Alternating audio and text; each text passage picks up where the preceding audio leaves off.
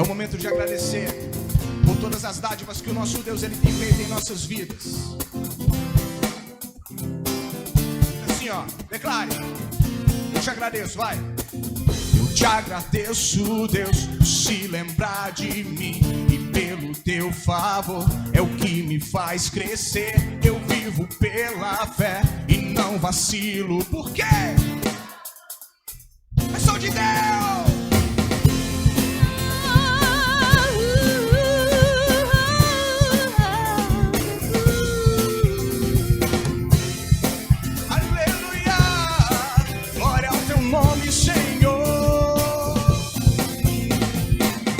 Te agradeço, Deus, por se lembrar de mim, e pelo teu favor é o que me faz crescer. Eu vivo pela fé e não vacilo. Eu não paro, eu sou de Deus, eu sou de Cristo. Você mudou a minha história e fez o que ninguém podia imaginar. Você acreditou, isso é tudo. Só vivo pra você. Eu não sou do mundo, não. A honra, a glória, a força e o louvor a Deus, e o levantar das minhas mãos é pra dizer que te pertenço, Deus.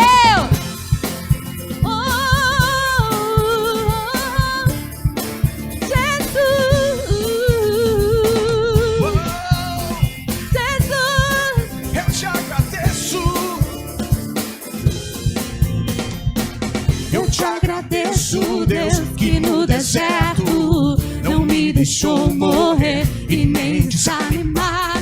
E como aquela mãe que não desiste, você não se esqueceu, você insiste. Você mudou a minha história e fez o que ninguém podia imaginar. Você acreditou, isso é tudo. Só vivo pra você.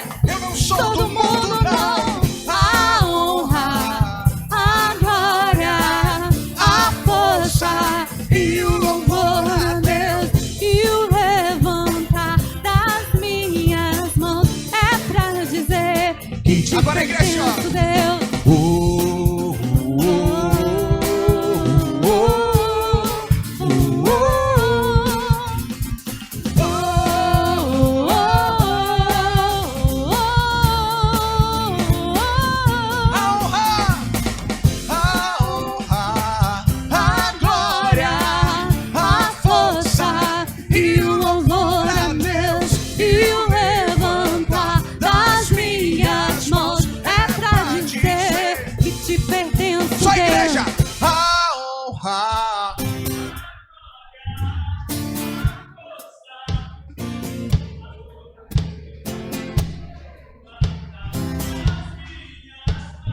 e todo o povo de Deus que se te pertenço, Deus. A honra, a glória, a força e o louvor a Deus, e o levantar das minhas mãos é pra dizer que te pertenço, Deus.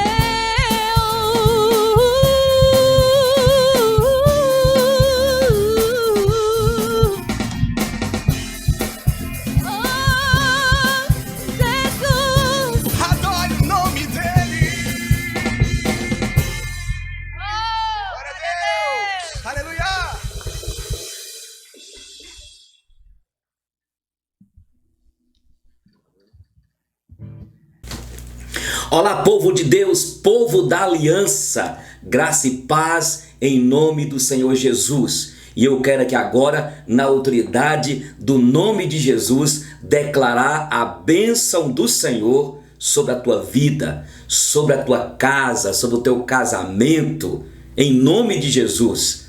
Aquele que era, que é e que há de vir buscar sua igreja com grande glória e poder. A Bíblia diz em Tessalonicenses, nós iremos estudar aqui sobre isso, que ao ressoar da última trombeta, ele voltará, ele virá buscar a sua igreja, a igreja que foi comprada pelo seu sangue, o sangue imaculado do Cordeiro de Deus. Como que está você, meu irmão, minha irmã? Como que vocês estão? Estão orando? Orando pela minha vida, porque eu estou orando pela vida de vocês. Estou muito feliz por estar aqui neste segundo dia para compartilhar-lhes a palavra do Senhor. E veja bem, eu quero ler aqui, capítulo 1 de Apocalipse, revelação de Jesus Cristo, que Deus lhe deu para mostrar aos seus servos as coisas que em breve devem acontecer, e que ele, enviando por intermédio do seu anjo, notificou ao seu servo João, o qual atestou a palavra de Deus e o testemunho de Jesus Cristo quanto a tudo o que viu. Bem-aventurados aqueles que leem e aqueles que ouvem as palavras da profecia e guardam as coisas nela escritas, pois o tempo está o quê? Próximo. Nós introduzimos, eu falei com vocês que nesses 2 vídeos eu quero dar uma visão panorâmica do Apocalipse. E eu até que usei, quando você olha a cidade de Montes Claros bem do alto, e quando você olha lá de cima, você vê toda a cidade de Montes Claros. Mas aí quando você que está de avião, ou quando o helicóptero filma lá de cima, mas quando você está aqui embaixo, você vai ver as ruas, as pessoas, os carros, as pequenas coisas acontecendo. É isso que eu quero fazer aqui, dar uma visão geral do Apocalipse, para depois nós entrarmos de capítulo por capítulo, versículo por versículo, para que você tire da tua cabeça esta ideia de que o Apocalipse é um livro perigoso, é um livro que traz medo. Pelo contrário, para quem é salvo, para quem é regenerado pelo poder do Espírito Santo, o livro de Apocalipse é um livro de consolo, como eu disse ontem. É um livro que traz esperança ao nosso coração. É um livro que traz ao nosso coração a convicção de que neste mundo aqui nós não estamos sozinhos.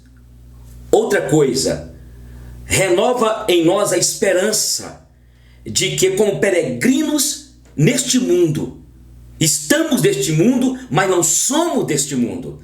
E aí, quando a gente estuda o Apocalipse, ele gera em nosso coração a esperança de que tudo isso vai findar, tudo isso vai acabar e haverá um novo céus e uma nova terra. O livro de Apocalipse é um livro que tem códigos, sim, é um livro cheio de símbolos. Por exemplo, nós vamos ver aqui quando João tem aquela visão, esta visão do Apocalipse, e ele viu um ser alto, que da sua boca saía uma espada de 2 gumes, os seus olhos como chamas de fogo, os seus cabelos eram brancos como a alva lã, e diz que aqui, no seu peito, e também quando fala das suas pernas, dos seus pés, e reluzia aquele ser, era uma luz que brilhava. E aí nós vamos ver como que Deus usou João, porque existia na ilha de Rhodes uma das 7 maravilhas do mundo, era a estátua de Rhodes. Ficava de um lado da ilha de Patmos, do outro lado da ilha de Rhodes. E aí essa estátua de quase 30 metros de altura, ela ficava com as pernas abertas, com uma perna de um lado de uma ilha e do outro onde embarcações passavam por baixo. E aí foi quando esta estátua ela foi derrubada com um terremoto. E por isso que quando Deus usa e dá uma visão para João de um ser, o povo na época, a igreja sabia, aqueles que moravam ali naquela redondeza, naquela região, sabiam daquela estátua, e quando viram esta mensagem de João, mostrando que existia um ser, porque na época essa estátua Era, na verdade, trazia na mão assim uma tocha, mostrando pompa, mostrando glória, mostrando vitória. Então Deus dá a revelação para João para mostrar que o Cordeiro vencedor, Jesus Cristo, era o único vencedor, e tudo aquilo que existia e que ainda existe hoje, sejam prédios, monumentos, zigurates, como na época lá que nós estudamos em Gênesis, quando nós falamos daquele grande bisneto, lembra de Noé? Quando nós falamos de Nimrod, todas as pompas, as glórias humanas, o poderio humano, toda a soberania humana que é declarada entre os homens, um dia irá cair por terra, tal como a estátua de Rhodes.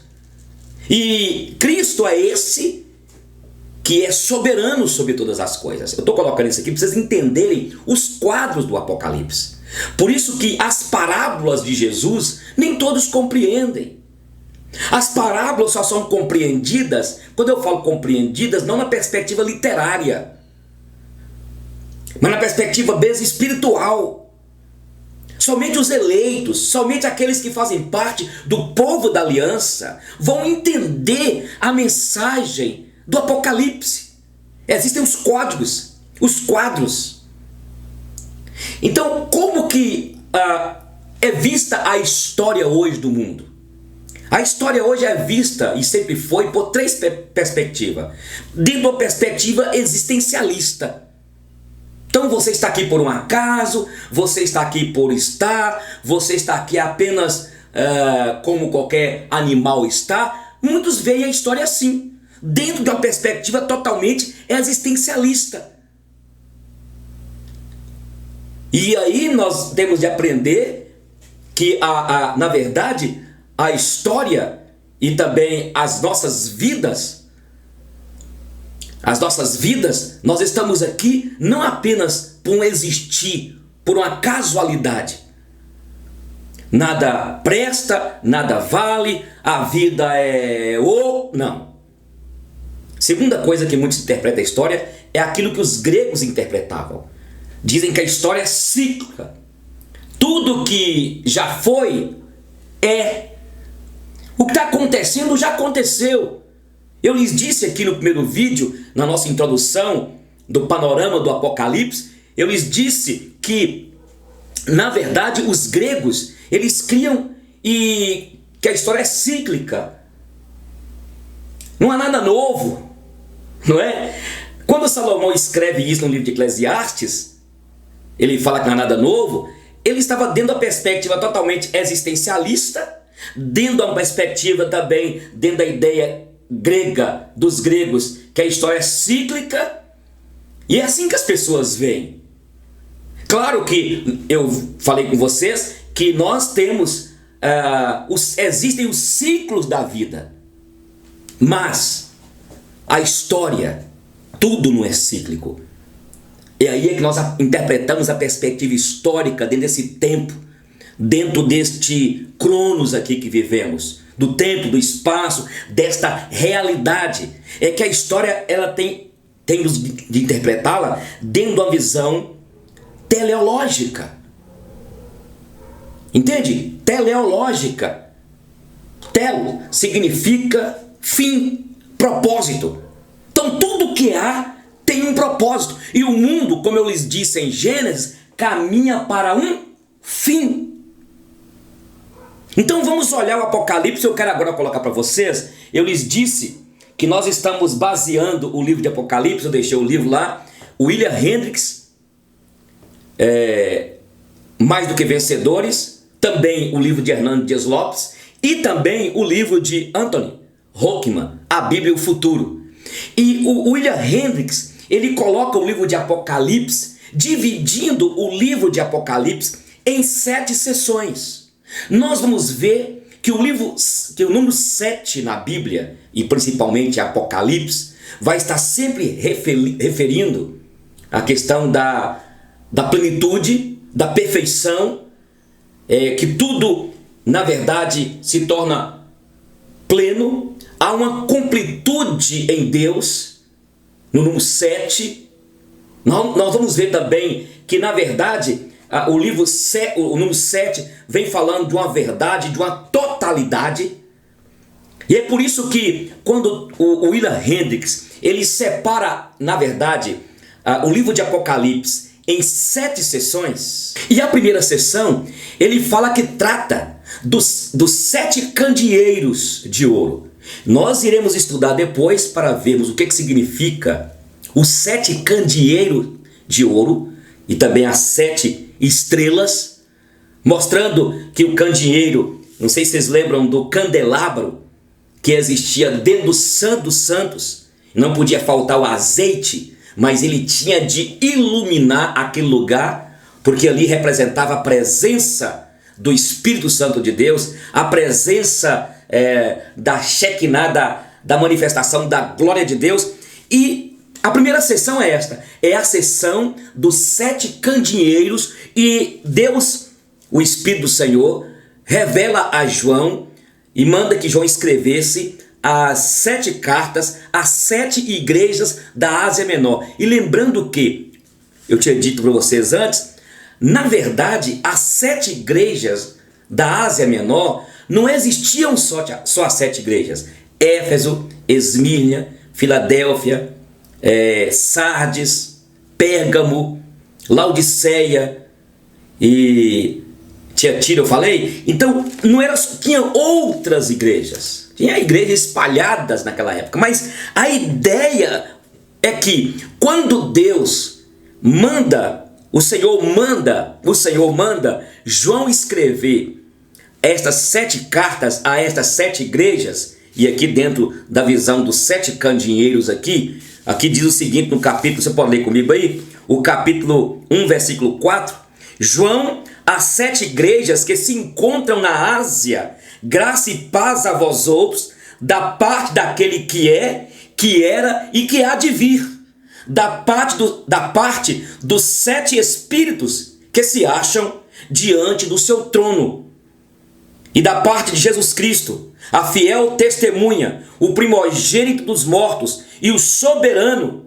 dos reis dos reis. Aqui, quando ele manda escrever a carta a estas 7 igrejas da Ásia, eu repito, não eram só as 7 igrejas. Por isso que a ideia é que o Apocalipse não foi somente para aquela época. Como eu lhes disse ontem, que o livro de Apocalipse revela a vitória do Cordeiro e revela também, mostra o sofrimento, a perseguição que houve sobre os crentes que foram dizimados, que foram torturados, e mostra também a vitória desta igreja. O livro de Apocalipse, ele mostra também que é uma mensagem para aquela época e é a mensagem para a igreja hoje, a igreja que está na Rússia, na China, aqui no Brasil, aqui em Montes Claros. É uma mensagem para você, Daiane, para você, Valéria, para você, irmã Ângela, para você aí, irmã Giselda, todos que estão sintonizados, Ronaldinho, irmã Lia que está firme sempre com a irmã Daiane. Esta mensagem é para eu e para você, é para nós, é consolo. Então, quando fala dos 7 candeeiros, quer mostrar que é para a igreja no mundo todo, universal, não universal do reino de Deus, mas é também para a universal do reino de Deus, para a presbiteriana. Então, este é o primeiro então aqui, a primeira sessão. A segunda sessão é a sessão que trata, a primeira sessão é do capítulo 1, você pode ver comigo aí, só folheando a Bíblia, do capítulo 1 até o capítulo 3. Do capítulo 4 até o capítulo 8, fala sobre os selos. Os selos que são abertos. Esta é a segunda sessão. Estamos olhando de cima o Apocalipse. Nós não estamos entrando nos detalhes. Só de vez em quando eu falo alguma coisa aqui. Então, os 7 selos, o que significa os selos? São os eventos que aconteceram, que estão acontecendo e que acontecerão. Naquele momento, quando eles quando falou de selo, eles compreenderam. A palavra selo aqui é diferente do selo de correio, é diferente aqui do selo do Espírito que o Senhor nos selou, nos marcou. Mas aqui está falando de um evento da história. Significa que Jesus, o Cordeiro Vencedor, ele que cada evento da história, ele não é inerte. Deus não é isento. O mundo não está aí solto, a história aí solta. Ao Deus dará, não é isso aí que alguns falam?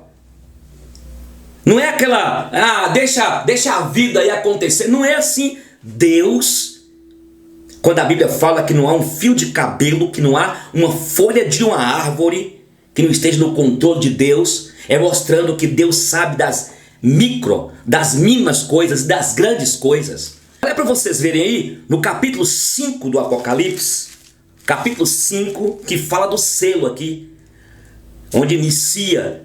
Olha para você ver a visão do livro selado com 7 selos e a do Cordeiro.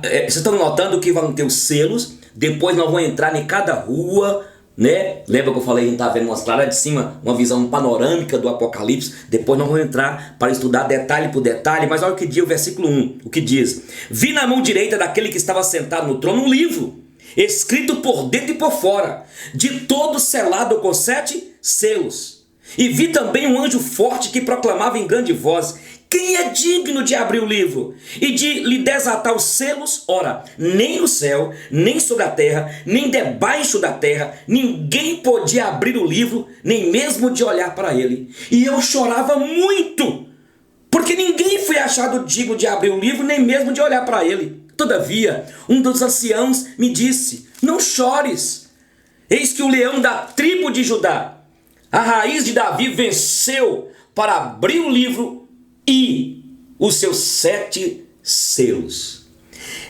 Estes selos aqui, o que João chorou? Porque ninguém conseguia, em meio à perseguição contra a igreja, em meio àquilo que as pessoas, os ímpios, os poderosos levantavam contra a igreja, na tribulação que a igreja estava enfrentando naquele momento histórico, e enfrenta ainda hoje. O selo lhes disse que são os eventos da história. Eventos marcados por tribulação, por perseguição, por injúria, por sofrimento do povo do Senhor, dos eleitos do Senhor, como naquela época. E aí João fala assim, e João começa a chorar, porque ele via os eventos da história. E aquele livro selado com 7 selos, aquele livro é a história do mundo, da humanidade. Desde a época lá do Egito, desde antes lá, e até aqueles dias de João, ele viu que a história, quando ele viu que ninguém podia abrir o livro. Ninguém podia abrir o livro. E ninguém pode. Imaginem, gente, vamos parar aqui. Você imaginava que nós não teríamos este ano de 2020 praticamente aulas? Você previa, você sabia que no ano 2020 começou lá em 2019, lá na China, um vírus chamado Covid-19, que já dizimou milhares e milhares de pessoas no mundo, no Brasil, Montes Claros, em Salinas, em regiões todas aqui. Ninguém imaginava. Então, quando João viu que nos eventos da história, homens surgiam, homens imperadores, reis, príncipes, déspotas, pobres, ricos, pessoas sofriam. Os eventos, os acontecimentos da história são estes selos. O livro é o livro da história do mundo, da minha própria vida, da sua própria vida. E aí, quando ele começou a chorar, ele viu que existia alguém, o leão da tribo de Judá. Lembra que nós estudamos Apocalipse? Lembra do leão da tribo de Judá lá? E Jesus veio da tribo de Judá. Entende? E aí, quando ele olha o leão que é Cristo, o vencedor, venceu aquele que foi crucificado, e aqueles crentes foram consolados e foram receberam o bálsamo do consolo, eles acalmaram, isto acalentou a alma deles, a esperança de que Cristo, o vencedor, ressuscitou. E aí, quando a gente lê o livro de Apocalipse, nós vamos ver, quando chegarmos no final, que ele voltará para arrebatar a sua igreja. Então esse é o segundo selo. O terceiro selo é as trombetas que são tocadas, do capítulo 4 até o capítulo 7, e as trombetas do capítulo 8 até o capítulo 9. Dá uma olhadinha para você ver aí no capítulo 8, o sétimo selo, os 7 anjos com as suas trombetas. Aí fala a primeira trombeta, a segunda trombeta, a terceira trombeta, a quarta trombeta, a quinta trombeta. E é interessante, agora veja você ver o versículo 20. Os outros homens, aqueles que não foram mortos por estes flagelos, não se arrependeram das obras de suas mãos, deixando de adorar os demônios e os ídolos de ouro, de prata, de cobre, de pedra e de pau, que nem podem ver, nem ouvir, nem andar, nem ainda se arrependeram dos seus assassínios, nem das suas feitiçarias, nem da sua prostituição, nem dos seus furtos. Então, aqui quando fala das 7 trombetas, são os 7 juízos de Deus. Só que é interessante que sempre fala um terço. Cada trombeta que era tocada fala de um terço. Deus sempre trouxe juízo. Naquela época, tem trazido e trará. Aí eu quero dizer para os irmãos aqui, para vocês, amados, não fiquemos pensando que guerras, rumores de guerras, tufões, vulcões, maremotos, terremotos, o Covid-19, que isso é simplesmente algo natural. É Deus usando a natureza, usando os acontecimentos da história para julgar o homem, julgar o mundo, trazer sempre o mundo, as pessoas, a uma consciência das suas debilidades, do seu pecado. Você viu que falou aqui da questão da idolatria? E você que está me assistindo aí, querido, querida, você que é católico, com muito amor, a Bíblia fala no Salmo 115, não a Deus, Senhor, não a nós, Senhor, não a nós, mas ao teu nome da glória, por amor às tuas benignidades, às tuas misericórdias. Porque diriam as nações: onde está o vosso Deus? O nosso Deus está nos céus. E lá fala dos deuses que estão aqui na terra. Tem boca, mas não fala. Tem olhos, mas não veem. Tem narinas, mas não cheiram. Tem mãos, mas não apalpam. Tem pernas, mas não andam. E tornam-se semelhante a eles todos aqueles que adoram e servem. Aqui está falando em Apocalipse capítulo 9, versículo 20 em diante: os outros homens, aqueles que não foram mortos por esses flagelos, não se arrependeram das obras das suas mãos, deixando de adorar os demônios e os ídolos de ouro, de prata, de cobre, de pedra, de pau, que nem podem ver, nem ouvir, nem andar, nem ainda se arrependeram dos seus assassínios, nem das suas feitiçarias, nem da sua prostituição, nem dos seus frutos. Então, as 7 trombetas, o juízo de Deus, o juízo que tem acontecido. Só que esse juízo, eu falei que ele vem em um terço só, porque ele vem misturado com juízo e misericórdia. Entendeu? Porque Deus dá prazo, Deus dá ainda oportunidade ao homem de se quebrantar e de se arrepender. Agora veja bem, a quarta sessão fala do quarteto do mal. Fala do dragão, da besta que surge do mar, da terra, do falso profeta e da Babilônia. Então dá uma olhadinha aqui no capítulo de número 12 do Apocalipse, versículo 10. Então ouvi grande voz do céu proclamando: agora veio a salvação, o poder, o reino do nosso Deus e a autoridade do seu Cristo, pois foi expulso o acusador de nossos irmãos, o mesmo que os acusa de dia e de noite diante do nosso Deus.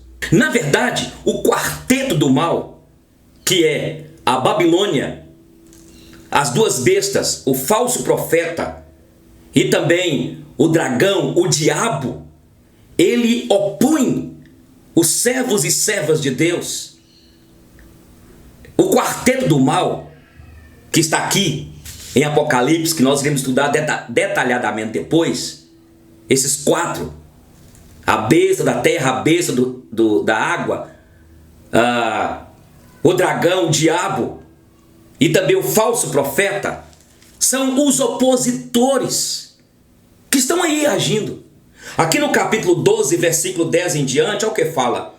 Então ouvi grande voz do céu proclamando: agora veio a salvação, o poder, o reino do nosso Deus e a autoridade do seu Cristo, pois foi expulso o acusador de nossos irmãos, o mesmo que os acusa de dia e de noite diante do nosso Deus. Eles, pois, o venceram por causa do sangue do Cordeiro e por causa da palavra do testemunho que deram, mesmo em meio à face da sua morte, não amaram a própria vida. O quarteto não fantástico, né? Mas o quarteto do mal, daqui a pouco nós vamos ver que eles são destruídos, mas a quarta sessão fala exatamente desse quarteto do mal. E eu quero lembrar os irmãos o seguinte, meus irmãos, na verdade, a igreja Marte na época venceram pelo testemunho.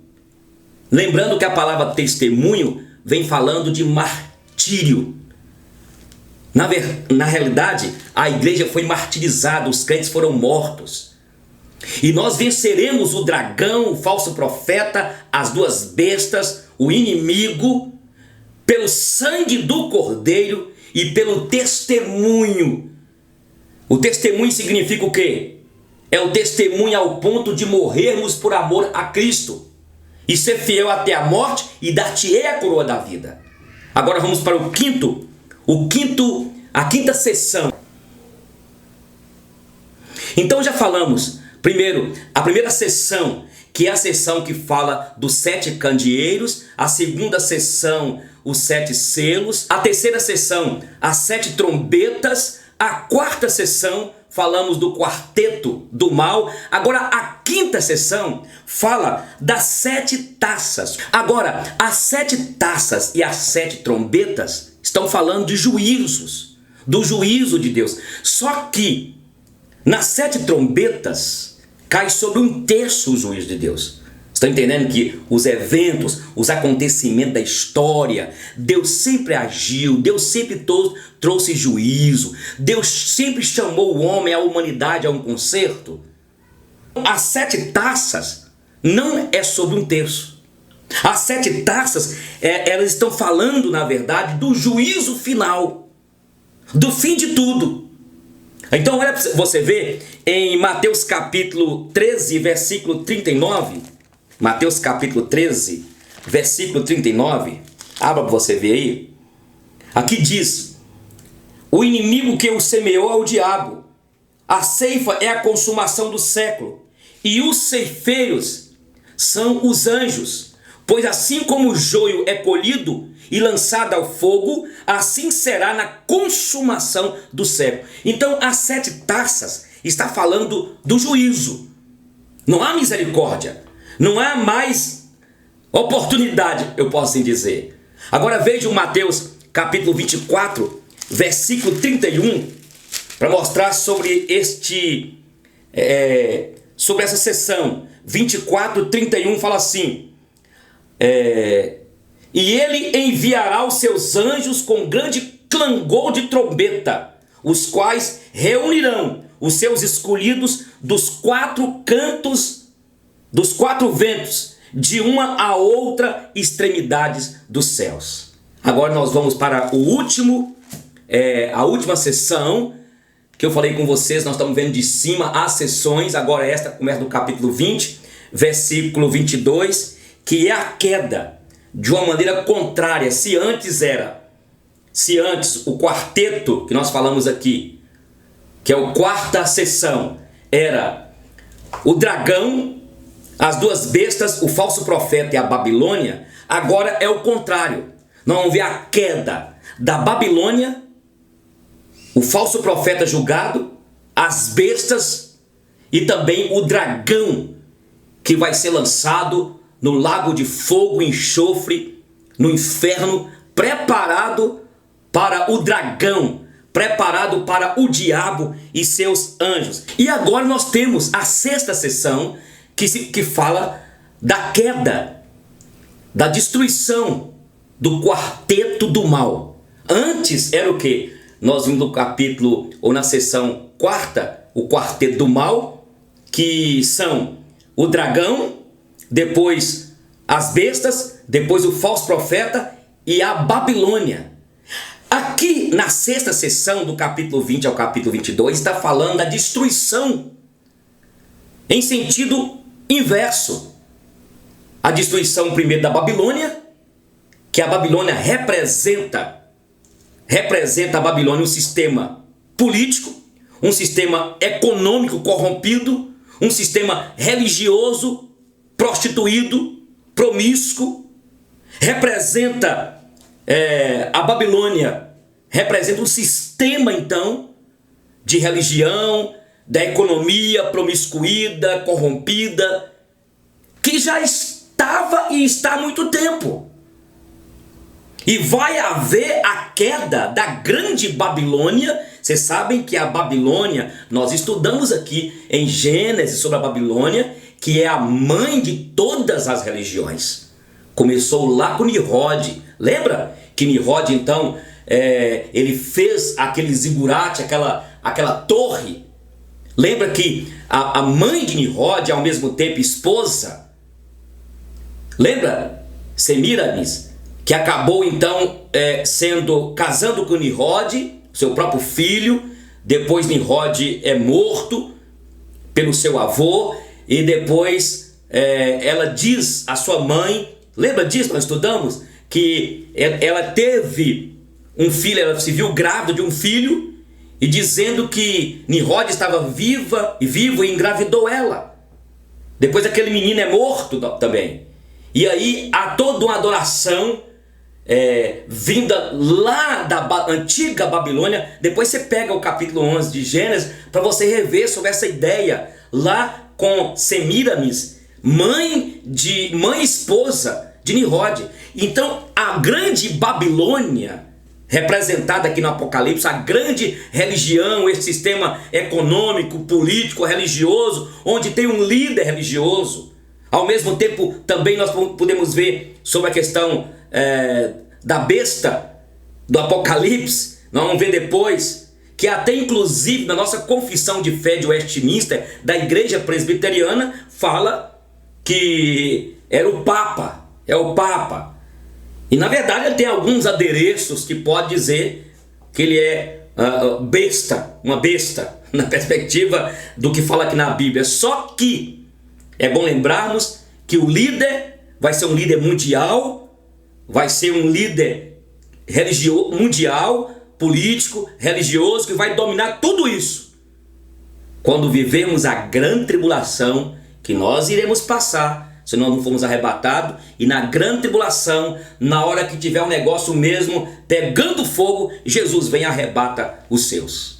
Eu vou argumentar sobre isso depois. Agora nós vamos para a sétima sessão, colocada aqui de cima, pelo William Hendricks. Nós estamos estudando para que você compreenda. E a sétima e última sessão está falando da derrota dos inimigos, da derrota de todos aqueles que eram inimigos da cruz de Cristo, inimigo do Senhor. É o homem nos seus pecados, todo sistema, todo aquele que levanta contra Deus, e assim haverá a consumação de todas as coisas. E eu quero deixar aqui, porque 2 Tessalonicenses capítulo 2, versículo 8, abra para você ver e marca aí, para a gente terminar. E amanhã então nós vamos começar a estudar o capítulo 1, que eu só falei uma geral nesses 2 dias, que é muito importante, gente. A gente aqui descreveu, eu ia fazer inclusive mais um vídeo de introdução para detalhar algumas coisas. Por exemplo, eu quero até fazer um vídeo à parte sobre a questão dos livros, chamados livros apócrifos, pseudos epígrafes e falar também sobre os livros apocalípticos. Quando que eles surgiram? Eu até comecei a falar ontem que eles surgiram naquele período, né, de 400 anos, mas os detalhes, eu até sugiro a você para estudar depois Macabeus 1, Macabeus 2, na Bíblia Católica, para que você possa entender um pouquinho sobre os livros apocalípticos que surgiram na época. Mas não vai dar para mim falar muito sobre isso aqui, né?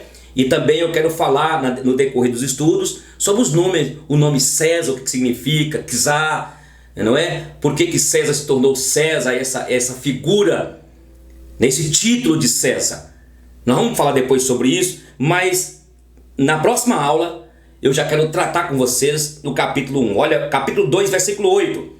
Então será de fato revelado o iníquo, a quem o Senhor matará com o sopro de sua boca, e o destruirá pela manifestação da sua vinda. Ora, o aparecimento do iníquo é segundo a eficácia de Satanás, com todo o poder e sinais e prodígios da mentira, e com todo o engano de injustiça aos que perecem, porque não acolheram o amor da verdade para serem salvos.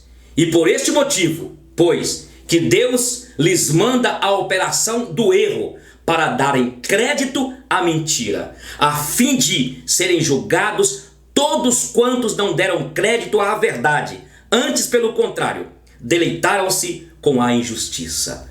Isso aqui está falando no final dos tempos, né? Na vinda do Senhor, quando vai ser revelado na apostasia, viu, gente? Porque o diabo, na verdade, ele quer levar você não a te matar, mas o diabo quer levar você, crente. Olha para cá, meu irmão. O Satanás não quer te matar.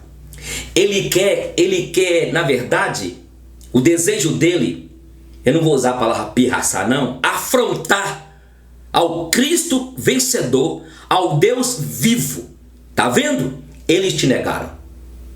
Por isso que a Bíblia pergunta: quando o Senhor volta na terra, haverá fé? Ah, pastor, mas muitos crentes foram mortos na época. Foram mortos porque o diabo queria que os demais, os outros, negassem a Cristo. Nós teremos perseguições nesta área moral, como diz Francis Schaeffer, onde você vai ter de engolir ao ver homem casando com homem, mulher com mulher, aborto aprovado e tanta desgraça que vai se instalar neste mundo. Meu irmão, que se você não tiver a palavra de Deus, você vai sofrer, quem sabe ser preso. Ah, mas ninguém me avisou. Está avisando. Ah, eu estou com medo. Medo de quê? Ah, é? E aqueles irmãos que sofreram? Então aí fala que Jesus, quando termina essa 7ª sessão, quando o Senhor tocar trombeta e quando houver a reunião de todos, onde todos compareceremos diante do tribunal de Deus, a Bíblia fala que Jesus, apenas com o sopro da sua boca, vai derrotar o Satanás, o falso profeta, o iníquo, o filho da mentira, o diabo. Ele vai derrotar com a sua boca, com o sopro. Glórias a Deus por isso. Tá bom, meu irmão? Irmã, por favor, gente, quiser perguntar depois, você pode perguntar aqui, mandar para o meu WhatsApp. Pastor, não entendi isso, mas eu quero dizer uma coisa para você. Traga a sua Bíblia, o seu caderno, anota aí, para que você seja consolado e para que você entenda, meu irmão, que tem alguém que tem o controle de tudo. Aquele que venceu, o nosso Cristo, aquele que, na verdade, a história, o livro selado com 7 selos, 7, totalidade, perfeição, 10, completude. Ele tem o controle de todas as coisas, da minha vida e da tua vida. Por isso, se você crê que ele tem o controle, se você crê que ele vai derrotar os principados, já derrotou, mas ele vai dar o sopro e vai derrotar o iníquo, o diabo, lançando-os no lago, no inferno, lago de fogo e enxofre. Se você crê nisso, você tem de sonhar com amanhã. Você tem como você entender que quem dá a última palavra Não é o presidente da República, não é Trump, não é o presidente da OMS, não é quem dá a última palavra. É o Rei dos Reis, o soberano, aquele que está sentado no seu trono de glória e com o cetro dele de retidão, ele governa todas as coisas. Glórias a Deus, um beijo no coração, até a próxima aula, hein? Tchau!